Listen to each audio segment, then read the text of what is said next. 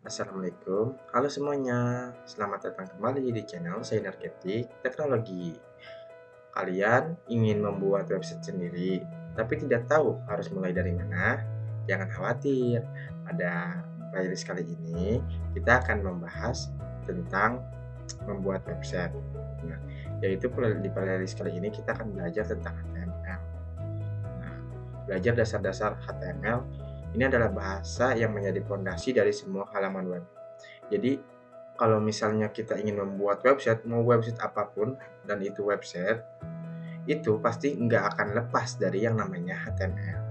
Maka dari itu, pada playlist kali ini kita akan belajar untuk sebelum kita membuat website, kita akan belajar dulu fondasi awalnya, yaitu tentang HTML. Nah, di video kali ini kita akan membahas tentang pengertian HTML. Mari kita lihat contoh web. Kita akan melihat dulu website atau website-website yang menarik. Misalnya kalian ingin tahu nih website itu kayak gimana. Kita akan cari tahu. Oke, let's go. Nah, ini kita memiliki satu buah website. Nah, ini kita memasuki website yang namanya crayon.com. Nah, ini salah satu website.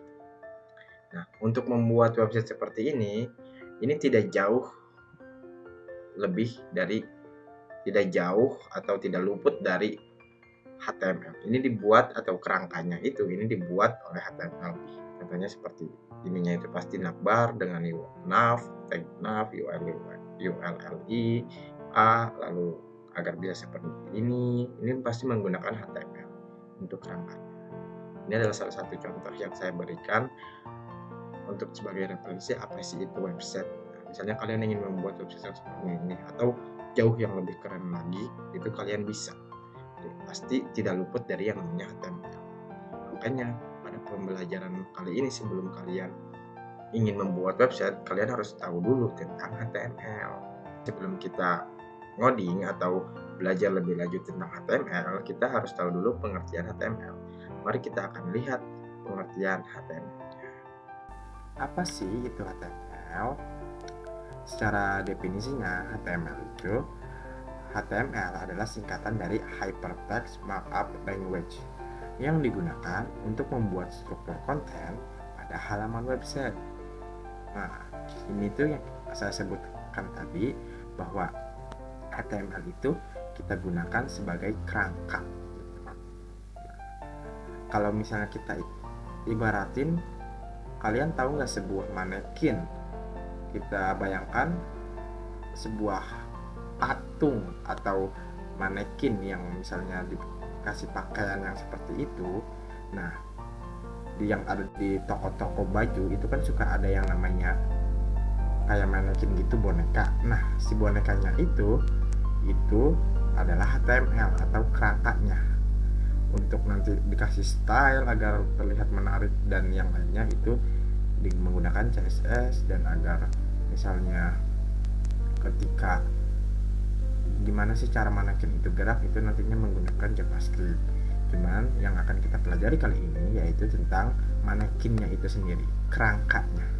Jadi kerangkanya itu yaitu HTML yang kita gunakan untuk membuat struktur konten atau kerangka konten pada halaman website. Nah, apa bedanya HTML dengan bahasa pemrograman? Nah, jadi karena kita tahu secara definisinya HTML itu adalah bahasa markup, bukan bahasa pemrograman.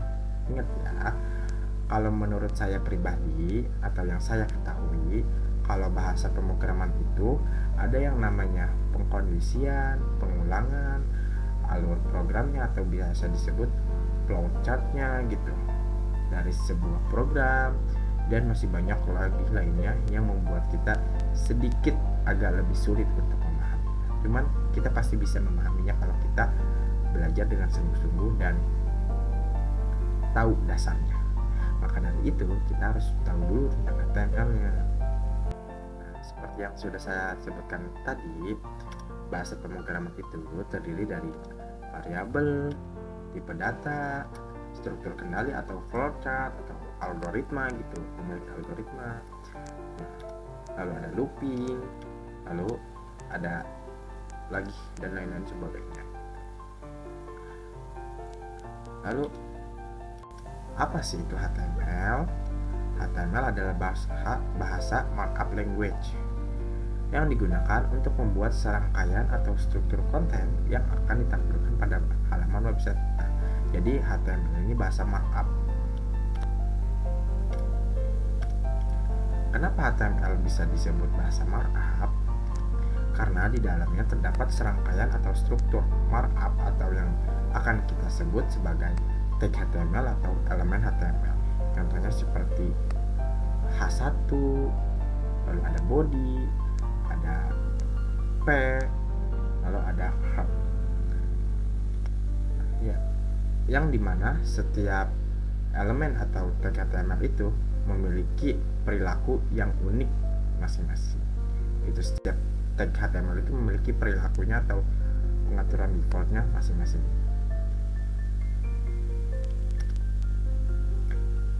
Contohnya seperti ini. Ketika saya menuliskan halo, nama saya Saidina, itu berarti si HTML ini memberitahu kepada browser bahwa browser tolong tampilkan tulisan halo nama Saidina ke halaman website untuk dijadikan konten. Jadi di browsernya itu akan menampilkan halo nama Saidina. Jadi fungsinya si markup atau si tag HTML ini yaitu contohnya H1. Jadi H1 itu memanggil browser tolong tampilkan halo nama saya Saidina dengan tag H1, karena tag H1 itu kan memiliki perilakunya yang unik. Jadi yaitu tulisannya atau headingnya, tulisannya itu atau H1 itu kita sebut sebagai heading, yaitu tulisannya gede gitu. Untuk kita akan mempelajari lebih lanjut nanti di pembahasan video yang lainnya.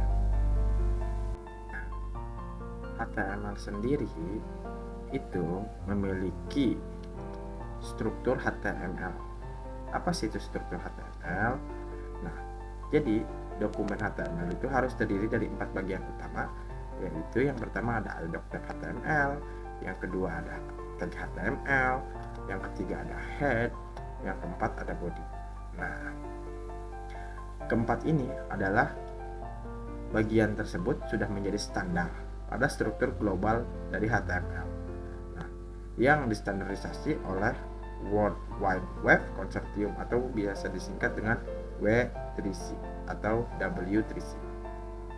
Kita sudah tahu tentang pengertian HTML dan kita juga sudah tahu tentang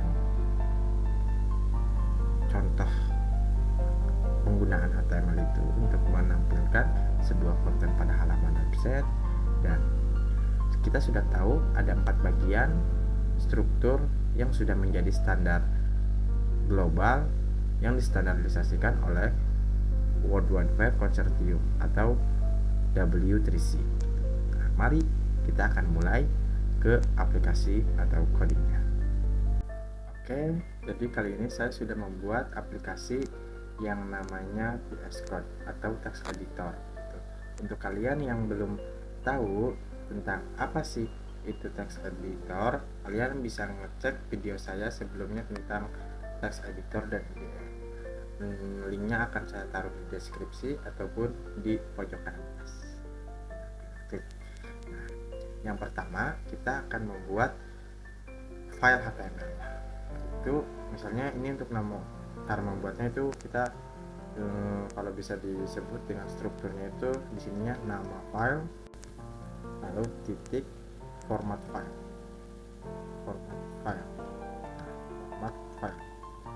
Jadi format file itu kan bisa HTML untuk membuat HTML, CSS untuk CSS, lalu JS untuk JavaScript, dan masih banyak lagi lainnya.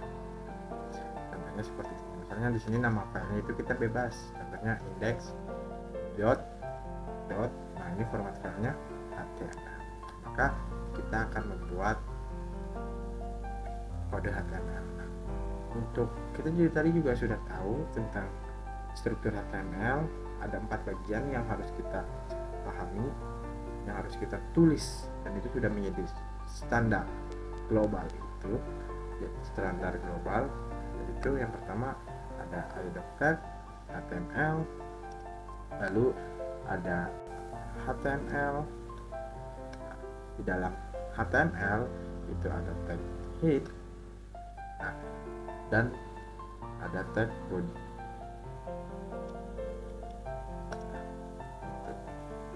Di sini kita, nah, keempat elemen ini atau tag ini sudah menjadi struktur HTML. Jadi contoh struktur HTML itu seperti ini. Atau jika kalian yang menggunakan VS Code, kalian tidak perlu ketik manual, kalian cukup tahan tombol shift lalu tekan tombol 1, atau kita harus memunculkan tanda seru gitu. Setelah tanda seru ini sudah muncul, maka akan ada pilihan emmet gini. Ini adalah emmet atau plugin dari si VS Code-nya. Kalian tinggal klik, maka langsung otomatis dibuatin struktur HTML yang lebih lengkap. Ataupun kalian misalnya ketika memunculkan tanda seru itu tidak ada emmet seperti ini, kalian tinggal klik Ctrl lalu spasi gitu, maka akan muncul seperti ini, lalu kalian tinggal enter dan muncul. Dan ini adalah struktur HTML. Ada IDOC tag. Nah, karena kita tahu bahwa setiap tag HTML itu memiliki perilakunya yang unik gitu kan. Nah, jadi IDOC tag ini yang menunjukkan bahwa kita akan membuat HTML dengan versi terbaru. Nah, tag IDOC tag itu. Lalu yang kedua adalah HTML, tag HTML. Ini adalah elemen akar atau parent element. Nah, kalian tahu kan kenapa sih kok tulisan strukturnya kok harus seperti ini? Ada di dalam ada HTML, lalu di dalam HTML ada tag head, lalu di dalam tag head ada tag meta, lalu ada tag title, lalu di dalam HTML-nya lagi atau saudaranya head itu ada body. Nah, untuk yang ini disebutnya dengan DOM tree HTML atau pohonnya HTML, yang akan kita bahas mungkin nanti di video terakhir tentang di video terakhir playlist seri belajar HTML. Yang kalian cukup tahu sekarang itu yang pertama cukup tahu strukturnya dulu, yaitu seperti ini, bukan kayak gini. Misalnya kayak gini.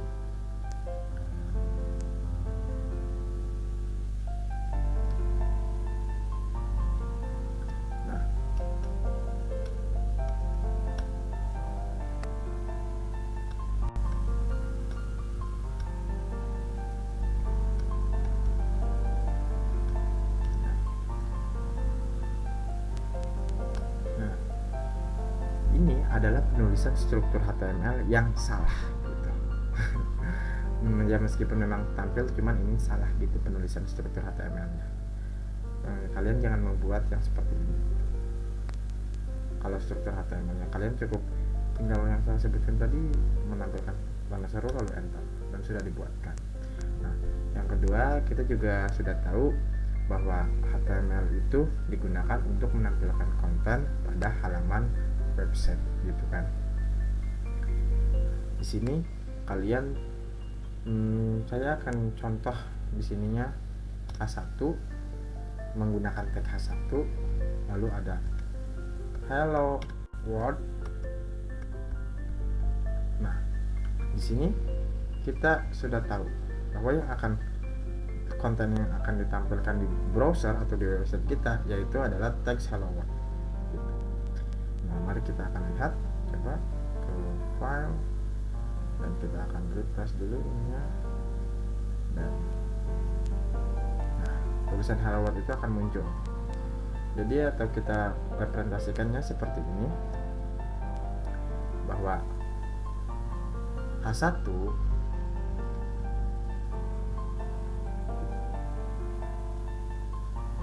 kita akan representasikannya seperti ini, bahwa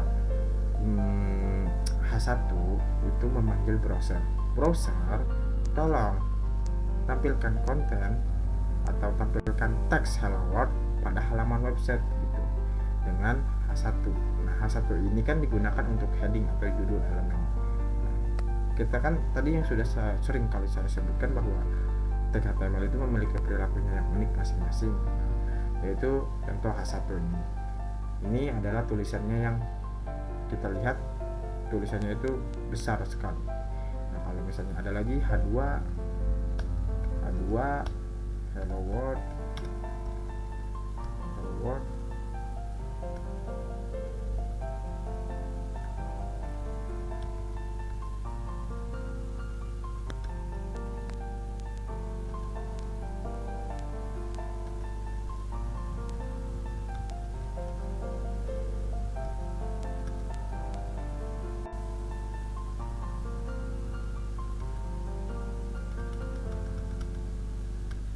Nah, kita sudah tahu. Nah, kita lihat. Nah, di sini ada HTML, ada tag HTML, yaitu ada H1, H2, H3, H4, H5, H6. Semakin kecil angkanya, maka lihat konten yang ditampilkannya.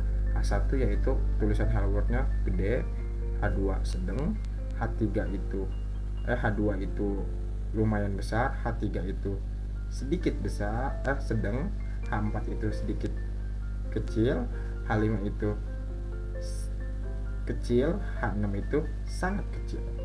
Nah, begitupun kalau misalnya di sini kalian mungkin pernah familiar dengan teks paragraf gitu. Lihat di sini, halo, nama saya Dina.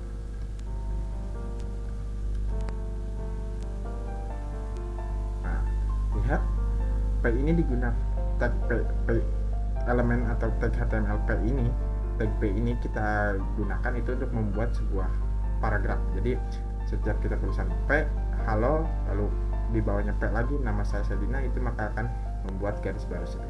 Jadi satu paragraf. Nah, itulah yang disebut kenapa sih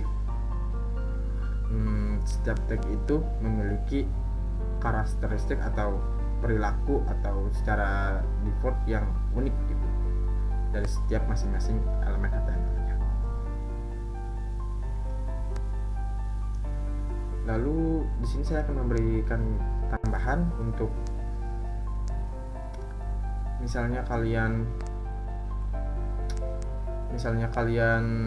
untuk di video selanjutnya saya akan memperlihatkan gambaran dulu, yaitu tentang atribut. Nah, di sini kalian lihat tuh ada meta, lalu ada charset, lalu ada UTF-8. Nah, misalnya di sini ada H1, lalu ada class,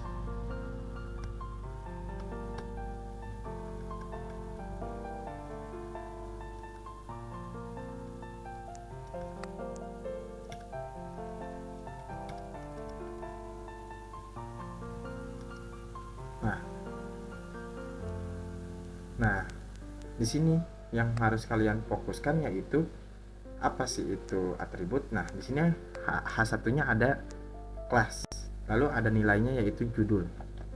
Nah, jadi class ini disebutnya atribut. Untuk pembahasan tentang atribut kita akan bahas di video selanjutnya.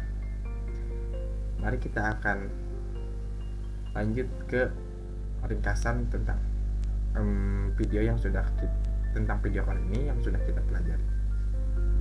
Nah, kita sudah tahu tentang pengertiannya, kita juga sudah aplikasi codingannya, dan sekarang kita akan di akhir video ini kita akan cari tahu ringkasan dari yang sudah kita pelajari. Yang pertama yaitu HTML digunakan untuk menampilkan konten pada halaman website seperti contoh yang sudah saya berikan. Yang kedua, HTML adalah bahasa markup language. Jadi HTML bukan bahasa pemrograman tetapi bahasa markup yang di dalamnya itu terdapat serangkaian markup atau biasa kita sebut sebagai tag HTML. Lalu yang ketiga itu ada 4 bagian struktur utama pada HTML yang sudah menjadi standar global. Ada header tag, ada HTML, ada head, ada body gitu. Lalu yang keempat, markup atau tag HTML memiliki perilakunya masing-masing atau keunikan serta style defaultnya masing-masing. Seperti tadi H1, H2, H3, H4, H5, H6, lalu ada tag P gitu. Dan masih banyak tag lainnya yang akan kita bahas, akan kita pelajari lebih lanjut. Lalu yang terakhir, tag HTML dapat memiliki atribut yang akan kita pelajari lebih lanjut di video berikutnya. Jadi, siapkan diri kalian untuk petualangan coding yang seru dan mudah dipahami.